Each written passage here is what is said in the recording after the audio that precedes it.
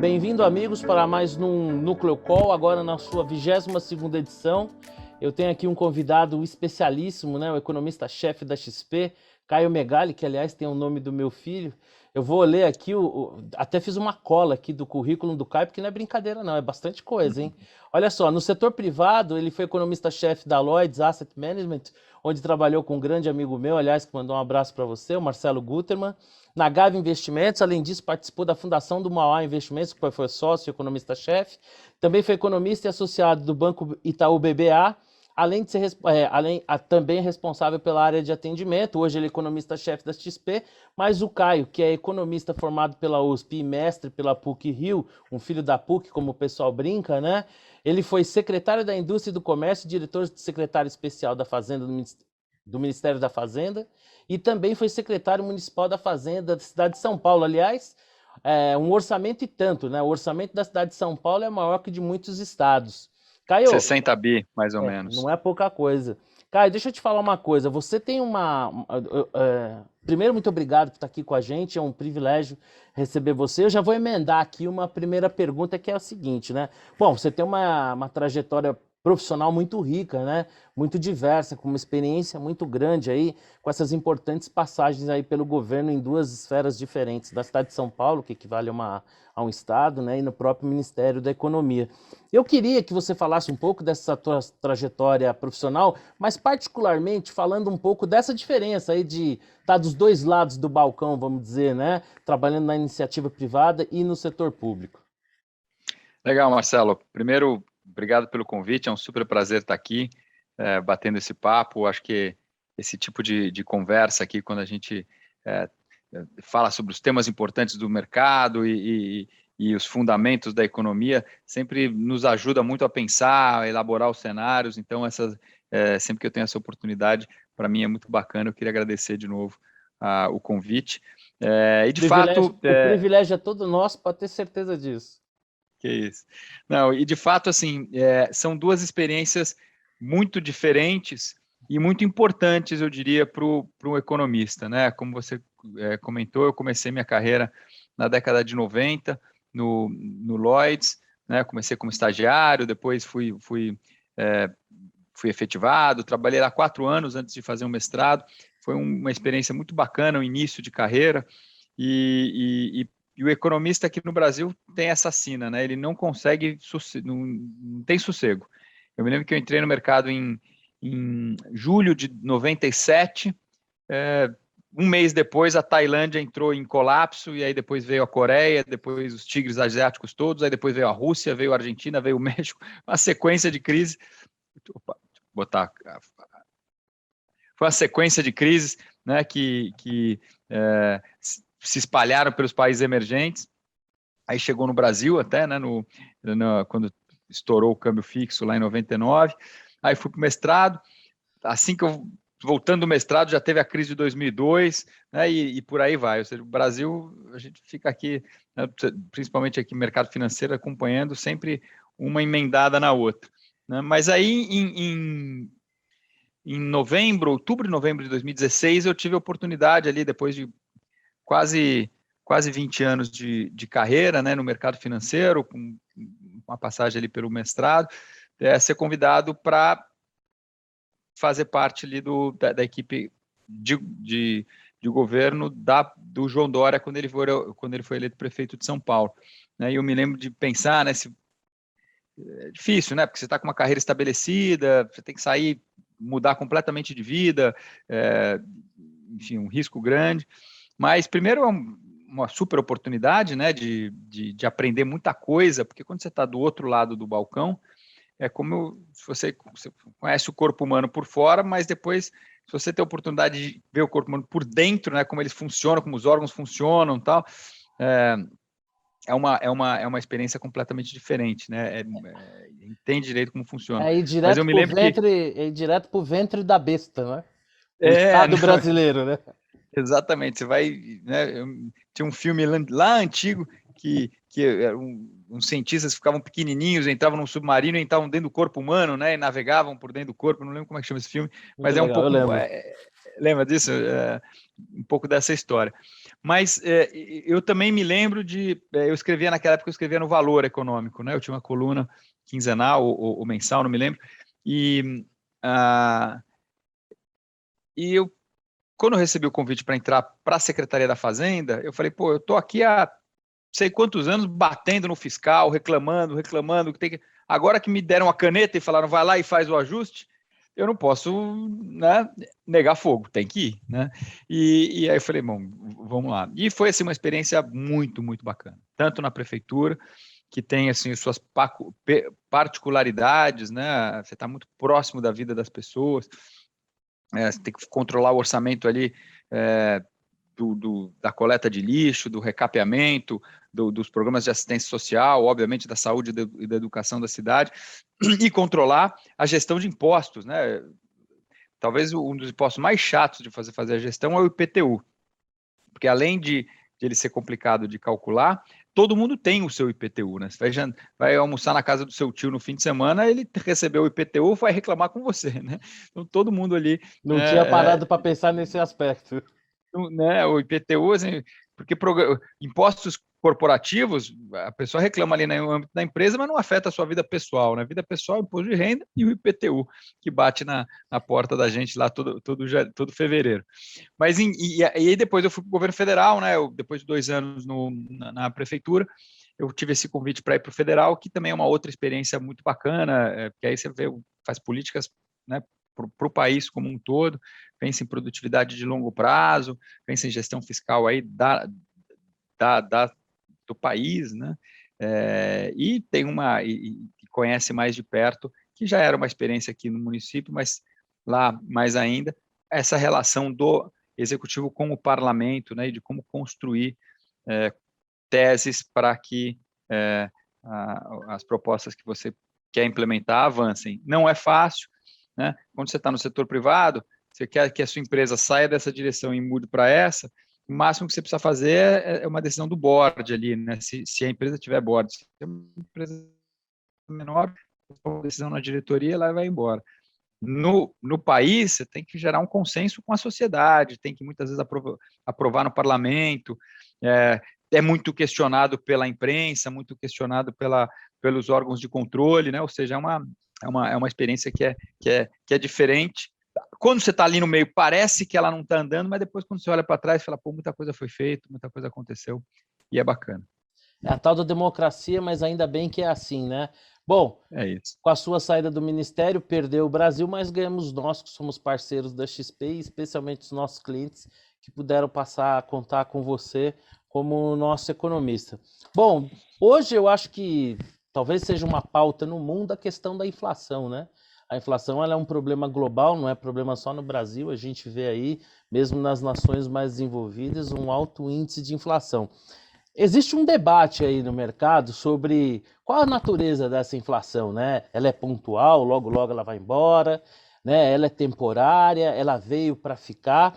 Eu queria a sua impressão sobre esse aspecto, né? Esse debate tão atual e aproveitando, inserindo o Brasil nesse mesmo contexto e falando um pouco das peculiaridades da nossa inflação, considerando esse contexto. Eu queria a sua impressão.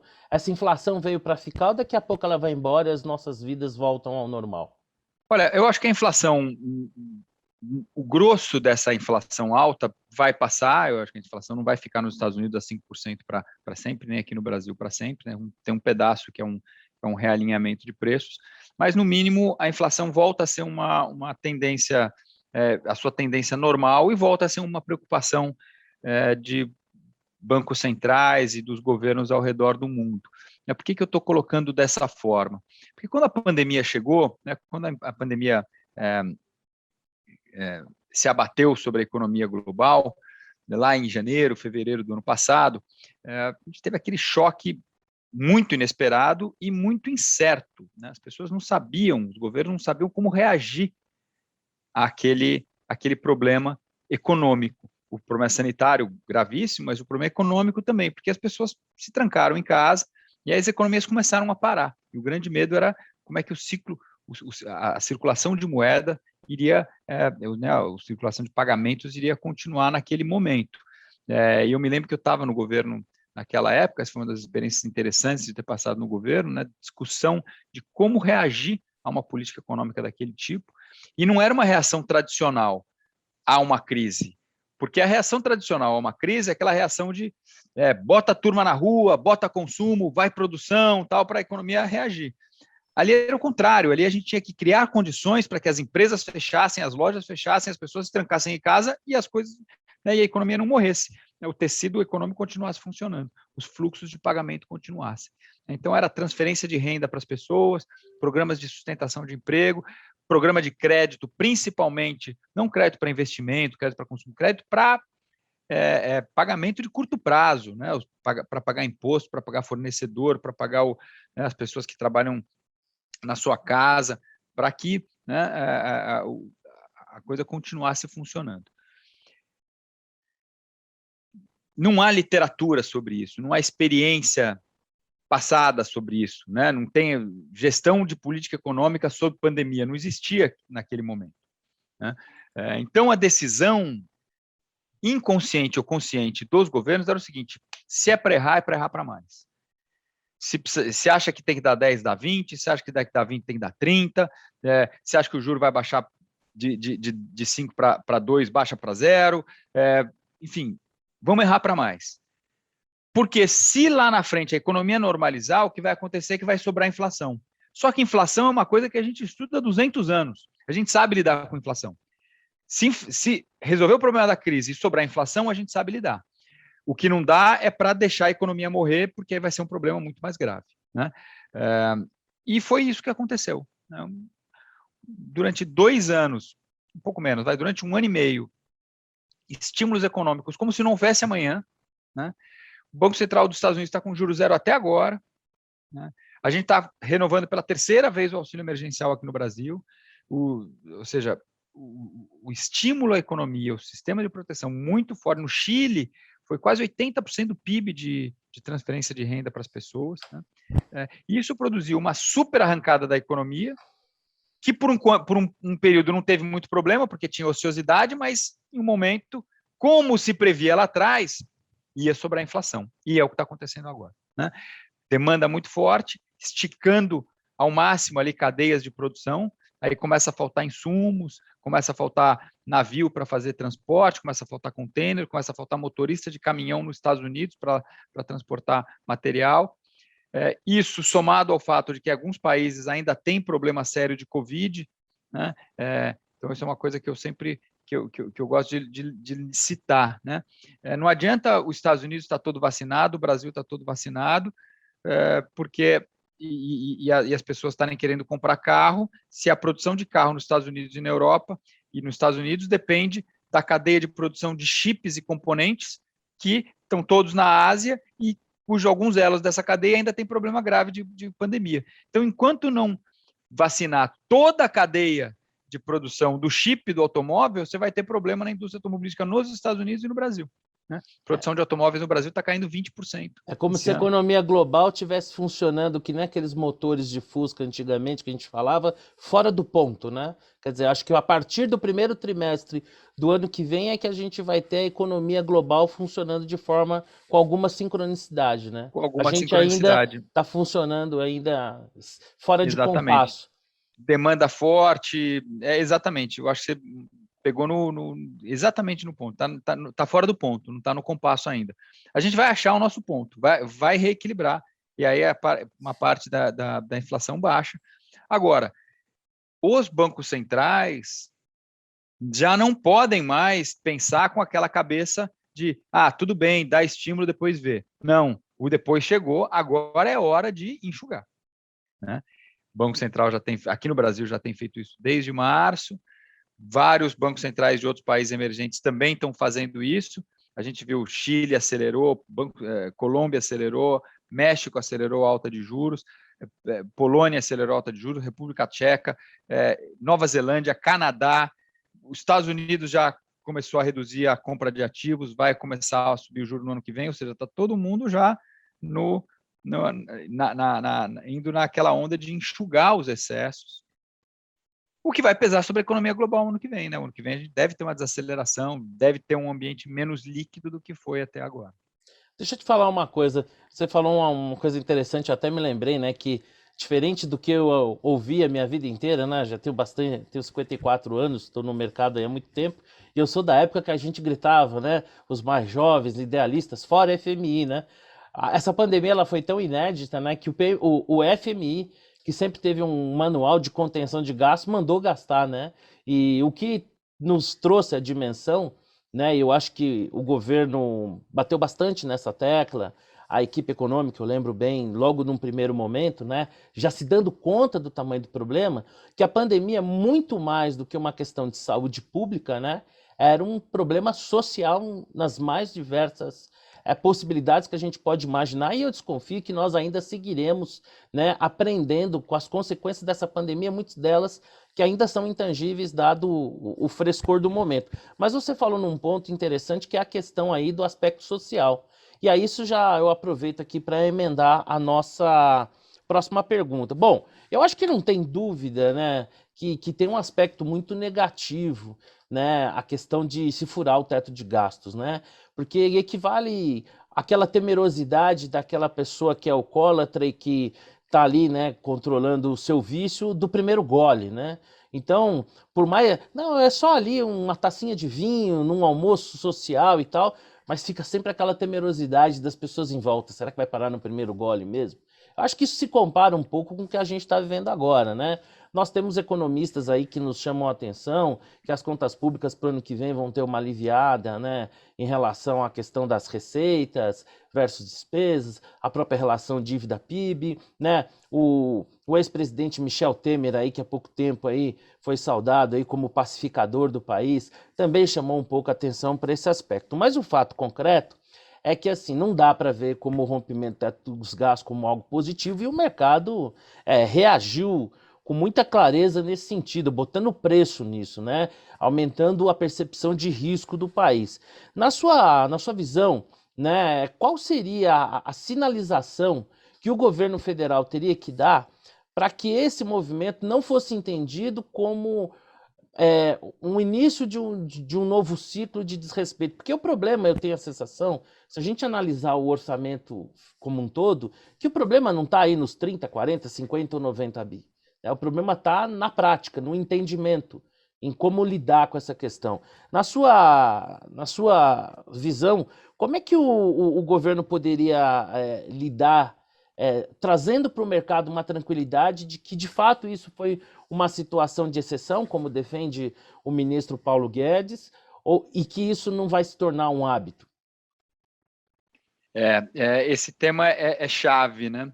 E você lembrou no início do seu comentário do FMI, né? E da necessidade da cobrança sempre do FMI por contas ajustadas, né?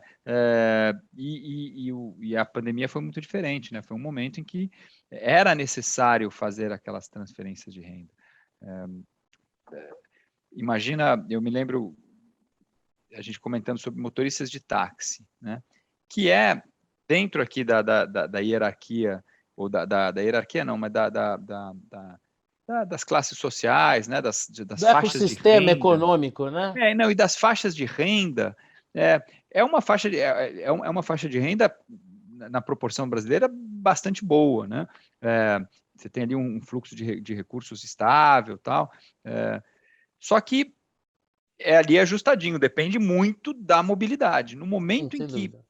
você apaga, né, a mobilidade, mesmo profissionais liberais que tinham bom rendimento, né, não é só os pobres, miseráveis do Bolsa Família, não, Não. profissionais liberais com bom rendimento, mas que vivem ali do orçamento diário. Você não consegue ficar 2, 3 meses parado, né? E era isso, as coisas Bicicleta, ficaram desertas. bicicleta que não pedala cai, né?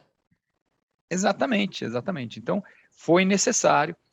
E quando você olha para os prêmios de risco, né, fiscal brasileiro, você vê que o Brasil gastou 10% do PIB e o juro ficou lá embaixo.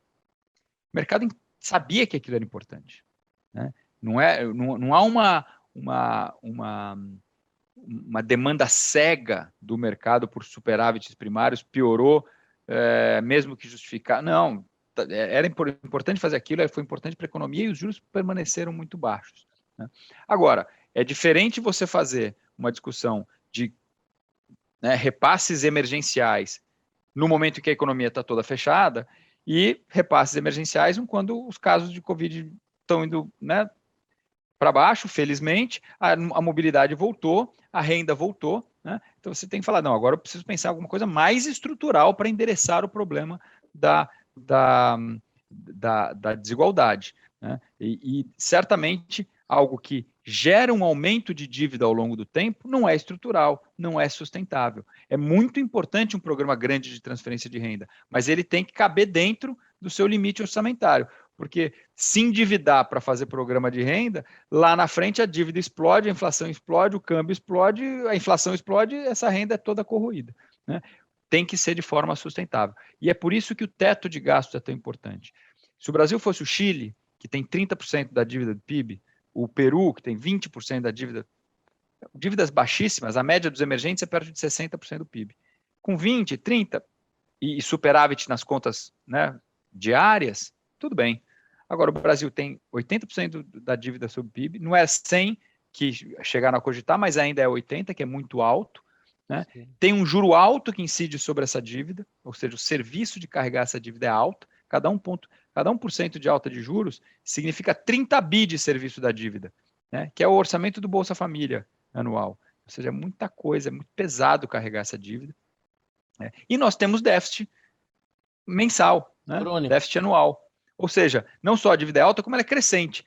Ou seja, é muito importante você ter uma sinalização fiscal. No momento em que você toma a decisão de criar um novo gasto, nós temos o teto de gastos é de 1,5 tri, 1 trilhão e 500 bilhões de reais. E nós não conseguimos achar 30 bilhões dentro desse espaço para dobrar o Bolsa Família, como era preciso, né? Eu acho que esse que é o ponto. É claro que tem espaço. É claro que você consegue apertar orçamentos de gastos obrigatórios, promoções, regressões automáticas, emendas parlamentares, tem espaço para inventar. Benefícios fiscais para diversos setores da economia, né? Se é tão importante o gasto social é ali que a gente tem que achar. Fazer gasto social aumentando dívida, no momento em que a economia está se normalizando, o impacto, como você colocou bem, vai direto no mercado. Eu vou até inverter aqui um pouco a pauta que eu tinha elaborado, até para pegar um gancho no que você está falando, né? Assim, a gente fala muito em gastar mais, mas não fala em cortes em contrapartida a isso, né? Hoje o governo também tem muitas amarras, né? O orçamento ele é muito amarrado, né? E isso faz com que não só a reforma tributária como um indutor do crescimento econômico, né, no sentido de se criar um ambiente mais receptivo ao empreendedorismo, né, não tão hostil. A gente vê empresas multinacionais com muita dificuldade de se instalar no Brasil porque tem um arcabouço tributário tão complexo, né, e também temos a questão aí de ter um Estado paquidérmico, né, um funcionalismo gigantesco. Então eu vou aproveitar nisso no que você falou. Quer dizer, eu tenho uma cliente minha, profissional liberal, que manifestou uma preocupação, né? Ela tinha um patrimônio grande, pouca liquidez, poxa vida, e se eu faltar? E nós ajudamos ela a criar uma estrutura de proteção pessoal e patrimonial, de tal forma que se ela ficasse impedida de executar a sua atividade diária, ela tivesse uma cobertura, ou mesmo no limite, se Deus o livre acontecesse alguma coisa com ela, pudesse haver ali um prêmio para que a família dela pudesse lidar com a transição.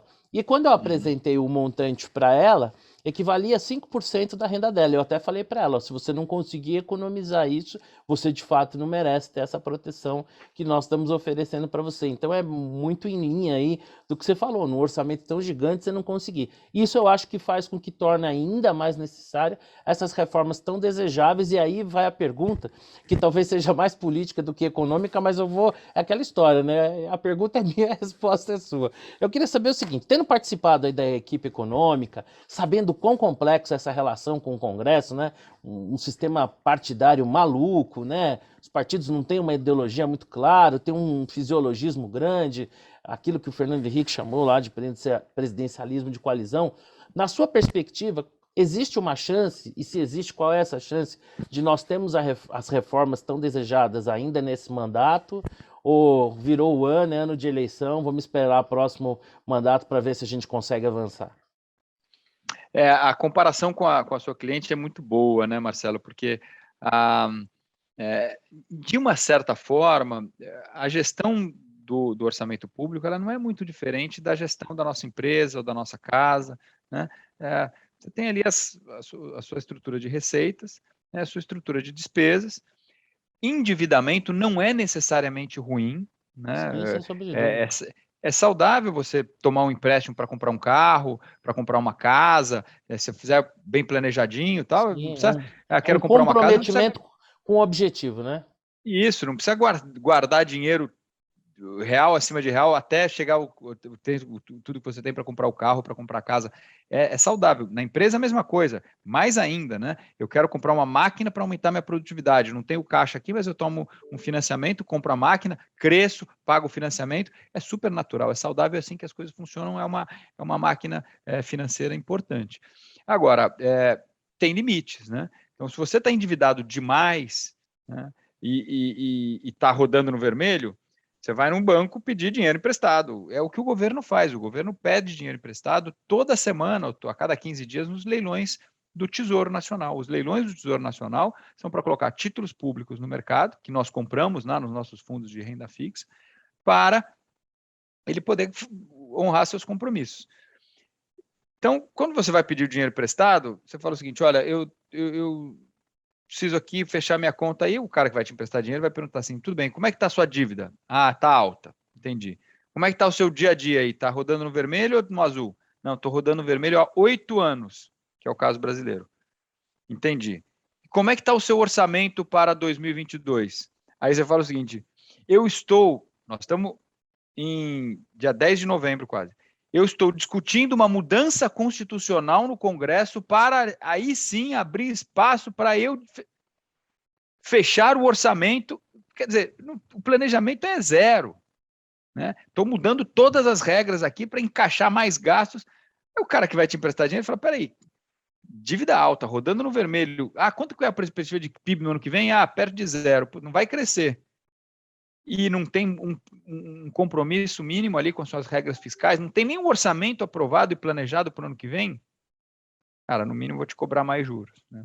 Então, O risco é maior, essa né? é a reação natural. O risco é maior. Né? E como é que você abre espaço para gastar menos? Aí é o ponto do orçamento engessado. Hoje, 93% do orçamento brasileiro, daquele 1,5 tri que eu comentei, 93, 94 é pré-determinado. Já está São vinculado. as regras de pensão, pagamento de aposentadoria, pagamento de salário de funcionários públicos que são estáveis, com regras automáticas de progressão, alguns programas definidos em lei, ou seja, e cuja correção também é definida em lei, tem que subir a inflação, tem que subir não sei quantos, tal. Às vezes o STF manda você gastar mais ali nessa área social, naquela outra, mesmo que não tenha contrapartida de receita. Então, tem uma série de despesas que são obrigatórias. Aí você tem que ir mudando essas leis para abrir espaço para outras despesas. Quer dizer, faz sentido gastar 93% do que a gente arrecada com essas despesas obrigatórias e tão pouquinho com investimento público, com Bolsa Família, com outros gastos discricionários, talvez valha a pena a gente rebalancear isso. Agora, tem que fazer a reforma. Não dá para... Lembra que quando a gente estava conversando no início da nossa conversa aqui, se você está na sua empresa e quer tomar a decisão de ir para lá ou ir para cá, isso você junta lá na diretoria e toma a decisão. Agora, no governo, tem que coordenar com o Congresso, tem que fazer a reforma, tem que convencer a sociedade. Muita gente se beneficia daquela parte do orçamento que você quer mexer. Então, é um longo debate, tem que ter persistência.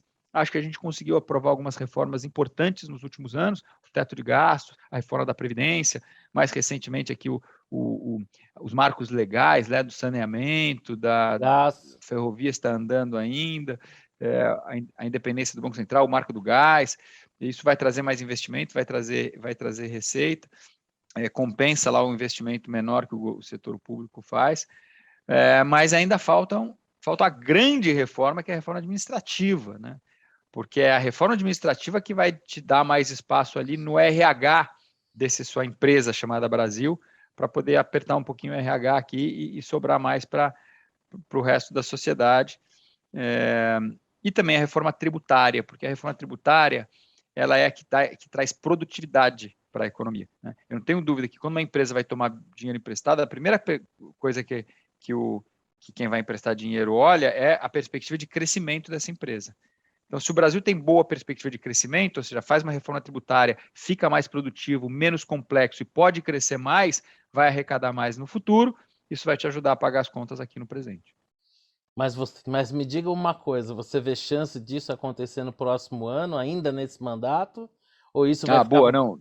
Ou isso fica Boa, para o próximo mandato? Eu estendi aqui o diagnóstico e não falei o que eu acho que vai acontecer. Estou na expectativa. Acho que não. Acho que sendo realista, ano de eleição é muito difícil, né? Sendo realista, o melhor cenário aqui é a gente acabar essa votação da PEC, fechar o orçamento, entender como é que vai ser o ano que vem, tocar a vida o ano que vem, tocar o barco até o final do mandato. Tem muita coisa além das reformas para sair, muitas concessões. Privatização pode sair alguma coisa ainda adicional, tipo Correios e tal, mas ainda tem muito que ser trabalhado na privatização da Eletrobras, que já foi aprovada no Congresso, mas ainda falta todas as medidas lá para capitalização.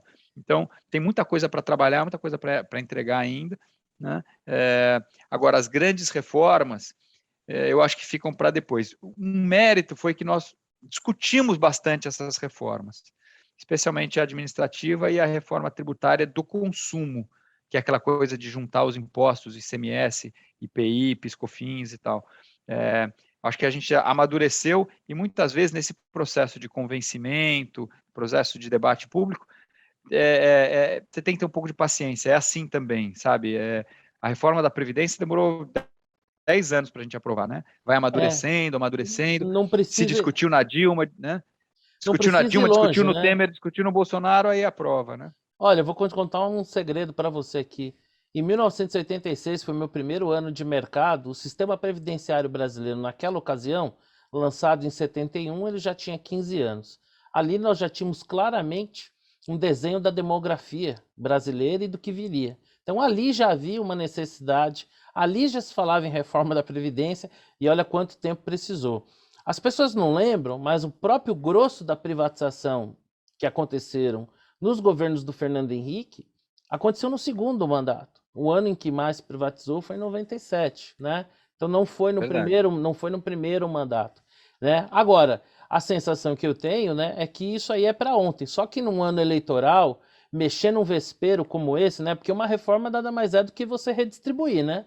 Você vai atacar um grupo de interesses aqui em detrimento de uma coletividade. Só que esse grupo de interesses, ele tem poder, né? Senão ele não teria conseguido, ao longo do tempo, construir esse conjunto de privilégios que é tão difícil. Vamos torcer aí que a coisa caminhe mais, pelo menos no segundo mandato, e que o ano que vem não seja um ano perdido só de eleições. Bom, o papo está fluindo super bem.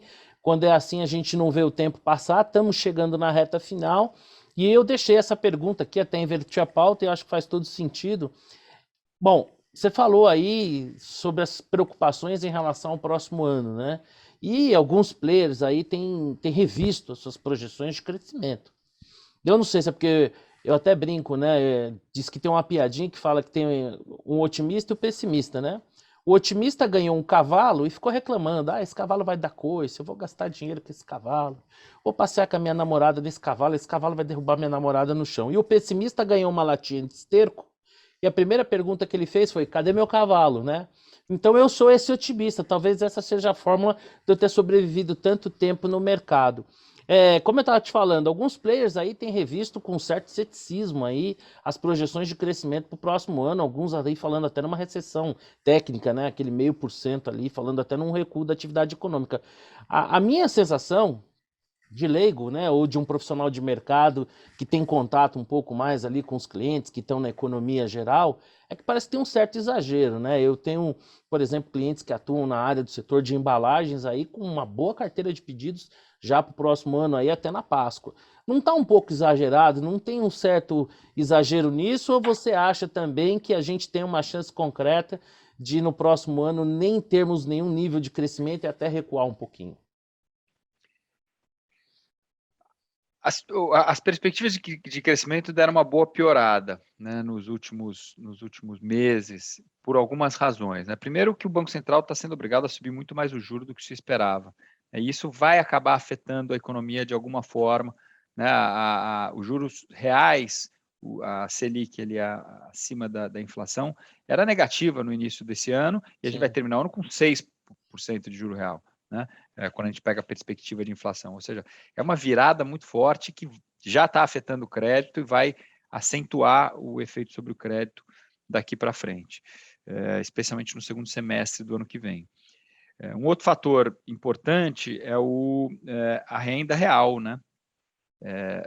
A inflação muito alta comeu grande parte da renda real, e eu acho que isso, os auxílios agora continuam, mas vão ser em menor escala, o mundo está desacelerando lá fora, a gente desacelerando aqui, então isso vai jogando a perspectiva para baixo. E essa incerteza de mercado, muita volatilidade, com eleição, investimento dá uma pisada no freio, não tem jeito, ninguém ousa fazer um grande investimento, uma grande tomada. Então, com isso eu acho que a gente tem que esperar uma desaceleração bem pronunciada da atividade, que em alguns setores até começando a ratear, né? O consumo, por exemplo, varejo, já faz uns 2 meses que perdeu um pouco de força. Em compensação, tem alguns fatores que são positivos e eu enumeraria 3. Para não dizer que você não falou das flores, né? Exatamente. E assim, a nossa projeção de PIB é 0,8, perto de 1%. A gente não compra essas projeções negativas no mercado. Eu acho que tem algum crescimento no ano que vem, sim. E esses crescimentos, eles vêm de algumas razões. Primeiro, qual era a grande preocupação no começo do ano? No primeiro semestre inteiro. Vacina, tem que vacinar, é crucial, né? Eu lembro do presidente do Banco Central falando, as prioridades desse ano são vacina, vacina e vacina, né? Fato, funcionou. Volatilidade, né, com incerteza, meio aos trancos e barrancos, a população brasileira está vacinada, a economia reabriu, e o efeito da reabertura da economia não se esgota no Réveillon, né? Não é porque chegou em dezembro que acabou o efeito, não, ele vai se espalhar um pouco para o ano que vem. Então, especialmente o primeiro semestre, um pouco do que você está falando aí, vai ter um arrasto ainda desse efeito. Segundo, outra preocupação enorme que o mercado todo teve, o Brasil inteiro teve nos últimos meses, crise hídrica, né? Se não chover, ferrou. Mas choveu. Pelo menos está chovendo até agora, né? As médias de chuva as chuvas estão acima das médias já há 2 meses. Então, aquele risco de racionamento já deu uma diminuída, né? E um outro efeito positivo das chuvas é que isso vai gerar uma boa safra agrícola para o ano que vem. O PIB agrícola, nas nossas contas, cresce 3% em 2022 e vai dar uma segurada no PIB, né? Para variar, a moçada do campo salvando a gente, né? Para variar, a moçada do campo salvando a gente. Então, e tem um quarto efeito, que é essa normalização da produção industrial, né? Como eu mencionei aqui um pouco antes, que a produção de veículos no Brasil está 20% abaixo, ano contra ano, porque falta peça. Se isso normalizar, esses veículos estão vendidos já, mas não estão produzidos ainda. Tem fila ali, encomendas, esses veículos vão ser produzidos e entregues no ano que vem. Então, isso também gera algum repique de PIB que é para o ano que vem. Então, eu não sou daqueles catastrofistas que acham que o PIB vai despencar, vai ser uma recessão, o ano que vem vai ser muito ruim. Acho que não. Acho que vai ter uma desaceleração importante, é uma desaceleração que vai acontecendo ao longo do tempo, né? O PIB vai crescendo menos, mas eu não acho que vai ser uma queda muito pronunciada. E em algum momento do ano que vem, a economia, as empresas e o mercado vai falar o seguinte, ó, entendi, Bolsonaro 1 acabou, ou está no fim, o que vai me importar agora é quem vai ganhar as eleições e qual vai ser a política econômica nas próximas eleições. É isso que vai ditar o mercado, é isso que vai ditar os investimentos, né? E nesse quesito as coisas estão bem abertas ainda, né, Marcelo? É verdade, estão bem abertas, mas uma coisa também que eu aprendi com o nosso mercado é que o nosso mercado sempre encontra uma boa forma de entender mesmo as piores notícias. E assim a gente vem sobrevivendo aos anos. Não, acho que nunca é tão ruim quanto se diz, nem vai ser tão bom quanto se espera. Caio, Assim, eu, em nome da Nucleopar, em nome dos meus colegas de trabalho, em nome de todas as pessoas que estiveram envolvidas aí da parte da XP para poder proporcionar esse acordo, mas eu queria agradecer a você, a toda a equipe da XP, a instituição, né, que permitiu que você reservasse um tempo para falar com a gente, oportunidade muito rica. Será a primeira, pode se preparar, mas não a última das vezes que iremos conversar. Eu quero agradecer de coração para você, esse nosso bate-papo foi muito enriquecedor, pô, uma tremenda oportunidade. Legal, não, eu que agradeço daqui, foi um super prazer bater esse papo com você, Marcelo, com o pessoal da Nucleopar. Fiquem à vontade, usem e abusem da gente está aqui para isso mesmo, para produzir conteúdos, discussões e análises para ajudar os nossos clientes, parceiros e amigos aí na tomada de decisão. E especialmente quando a gente faz um papo assim profundo, tocando em vários pontos legais da história que faz a gente pensar, me agrega muito, também me ajuda muito aqui nas minhas análises. Então eu que agradeço do nosso Imagina. lado e ficamos sempre à A disposição. gente se sente lisonjeado e já deixa um recado aqui para quem nos acompanha. No nosso próximo encontro, nós vamos ter o Arthur Wishman, o CIO da XP Private, também um convidado de peso que vai nos trazer aqui a possibilidade de gerar um bom conteúdo. Caio, foi um grande prazer falar com você, um abraço, fique com Deus. Obrigado, Marcelo, você também, um abraço a todos.